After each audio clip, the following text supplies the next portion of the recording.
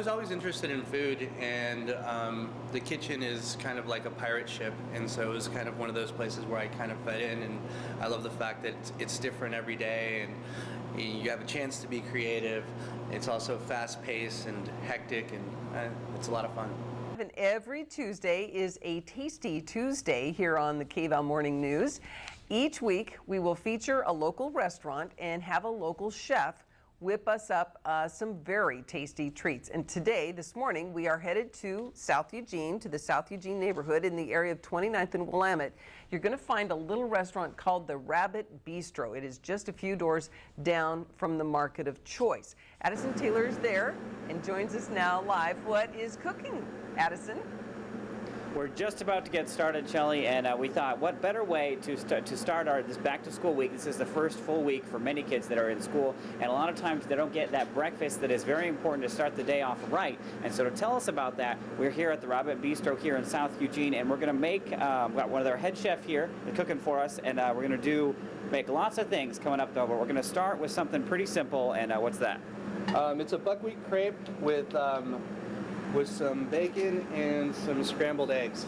Basically, It's like a fancy breakfast burrito.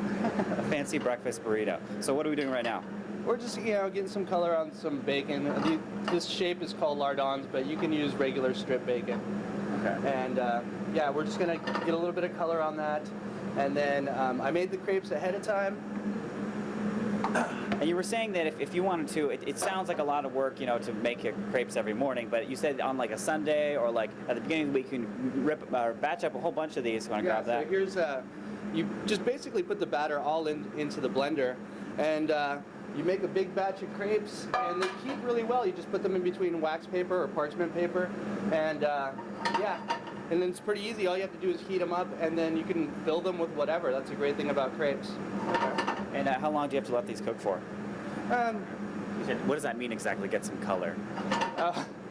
Just get a little bit of browning. Depends on how you like your bacon. I like mine a little bit medium rare, but most Americans like it a little bit crispier. So I probably won't let it go as long as most people, but it's it's basically a matter of preference. Okay. So we're gonna cook this bacon, and then you're gonna put the eggs in here, and then that's what we're gonna put into the crepe. And then we'll give it a little bit of cheese, and like I said, it'll be like a nice fancy breakfast burrito. Okay. Yeah, I like that, a fancy breakfast burrito. And it's actually kind of true. So if you want more information on any of this, just go to kval.com. We posted all of these recipes online for crepes, aka fancy breakfast burritos. So reporting live, Addison Taylor. We've got lots more coming up. KVAL News. We'll be right back. And how's that breakfast burrito coming, or the breakfast crepe, Addison? It's aka a fancy breakfast burrito, and it's right here. It's all done now. This is a buckwheat crepe, and as you can see, it's got some cheese on it. It's got a special tortilla, like French tortilla, you might say. And inside it, we have bacon and eggs, of course, which are a little bit softer. You can see they're a little bit runny, and that kind of gives it a little something extra, you can say. Now, although this was relatively easy to make, and if you make the crepe on like the Sunday before the week, it doesn't take that long. But some people have very, very minimal time to use in the morning to make their breakfast, and so that's why our friend here from the Rabbit Bistro cooked up this. What is it called again? I call it the youth hostel breakfast. Okay. So basically, it's something that it's pretty big in Europe. In Europe, you have maybe a baguette, a hard-boiled egg, some coffee, and some meat, some cheese. And so this is basically what it is. But you can mix and match whatever. I mean, you can put bananas with it. You can put any kind of fruit, any kind of spread. Here we have some Nutella and some fig jam, but really the sky's the limit. And you just mix and match, and you have your protein, your fruit, your carbs, and you're ready to go for the day. Yeah, it's pretty easy. And I want to point out, this is not Spam. It's pate, which is like fancy meatloaf. Okay. I like that. Okay, and so we're also, if you're another on-the-go type of breakfast food right here, is we have some homemade granola right here. And what are we going to do with this? We'll do a take on the granola with the yogurt thing. Here we have another crepe. This one's a sweet crepe. It doesn't have buckwheat in it. So just a little granola. A little yogurt. I like using the Greek yogurt. It's a little thicker. And it's more protein and better for you, so I hear. Yeah. And it tastes better, which I think is the most important thing. Yeah. Okay. And a little granola. And here, you can use any kind of fruit, but I got some nice blackberries at one of my my gracious customers brought in for me. This might be a nice vegetarian option, right? Yeah. Or vegan, maybe vegan or anything like that. Well, it's not vegan because of the yogurt. Yeah, that's true. Okay. You can use soy yogurt if it's... To make it that way? Yeah. All right. Well, this granola is actually homemade. We made it for you earlier, and if you're interested in making it as well, we put the recipe for all of these, including our fancy burrito, on kval.com and on our community's website in the South Eugene neighborhood. So you can go to 2 places to find it. Reporting live, Addison Taylor. We still got lots more to come. KVAL News. Back to you guys in the studio. Excellent. Thanks, Addison. Great suggestions there. Thank you so much. What is cooking this morning, Addison? Lots of things cooking. This is what we made all morning long. I'll break all this down for you coming up later, but we're making something new right now, and it's called croque madame, I think that's what it's called, and that's what we're cooking right here. My friend Gabe here from Rabbit Bistro. How you doing this morning? I'm doing great. So what are we doing here? So here we basically have, this is something you can eat all day long. It's one of those things that great for breakfast, a great lunch. So it's a ham and cheese sandwich, a grilled ham and cheese, a little bit of bechamel, which is, just think of the sauce, your Alfredo sauce, and with a fried egg on top. Okay, so let's switch places here and let's see how put this in action here. And so yeah, here's your grilled ham and cheese. We like to use Gruyere cheese here at the restaurant, and a little bit of that bechamel sauce. Now we just put the egg on top? Yep, just the egg right on top.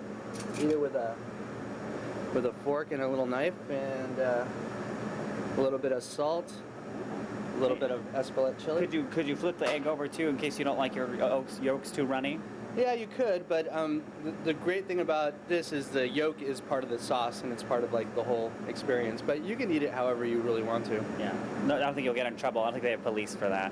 Anyway, all these recipes are going to be on kval.com and on our community's website in the South Eugene neighborhood. So we're going to break down everything that we made all morning long coming up later on KVAL News. Reporting live, Addison Taylor. Back to you guys in the studio. Okay, thanks, Addison. I really like the fact that a lot of this stuff is make ahead, so you can just go back to it, in the days after. And what's cooking, Addison? Well, this is what we made all morning long. Like you guys said, it's Tasty Tuesdays, and we're focusing on breakfast this morning, from something that takes a little bit longer to something that's really, really quick. And so let's start right here with the buckwheat crepe right here. And this actually has eggs and cheese and bacon inside it. It's what my friend Gabriel Gill from the Rabbit Bistro calls a very fancy burrito. And then we also have right here a, what's this called again? Croque madame. Croque madame. And what's in this? Croque madame is basically it's a grilled ham and cheese with bechamel and a fried egg. Okay. And this actually is on the menu here at the Rabbit Bistro, so if you want to try it out, it looks really good and it smells really good. So I want to talk about what we have right here.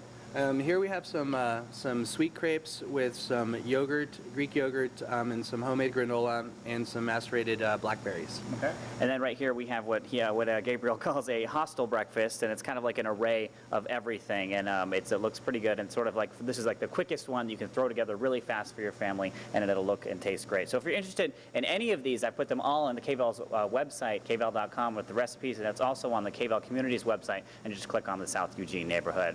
Reporting live, Addison Taylor, back to you guys. Okay, super. I'm going to try that granola. I'm going to try to make that granola because I've got kids at home that really like crunchy stuff in the morning. So, and it's full of protein, And I guess you don't give them Captain Crunch. No. You know what? You stay away from the sugar, the sugar cereals, because the kids, they get all, excited, and then they crash later on in the morning, and that's not good. Hey, I want to give a quick happy birthday, Nancy. Wait. Just be clear, the Rabbit Bistro not open for breakfast, but it is open for lunch and dinner. And you can learn more about the bistro and Chef Gabriel Gill. Just go to KVAL's Communities website at kval.com/communities. There, we will be posting recipes and videos from the Tasty Tuesday segments. And while you are there, you can also post stories and events that are important to you. A lot of people are sometimes hesitant to order things because they're weird flavor combinations or things that they're not familiar with, but afterwards they are appreciative and they really enjoy the whole experience, and I hope that that's what people get from this.